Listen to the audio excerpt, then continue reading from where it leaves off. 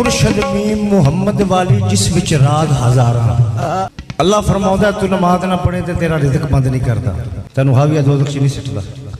मैनू ना मन मैं तेरी लत बांह नहीं पढ़दा, लेकिन जे मेरे महबूब नू मनन तो इनकार किया तो फिर हाविया दोज़ख तैयार है। इत्थे उथे दोई जहानी मुर्शद नाल बहारा। मैं झूठा हर गल तो झूठा ते ए सच्चियां सरकारां। अख्तर जे मुर्शद एक नजर करे फिर रंगियां जान हजारां। सिरे पीर दे लड़ना लगी डुब जाएगा विचकार, कामल अकमल दे लड़ लग जा जे लगना ही पार।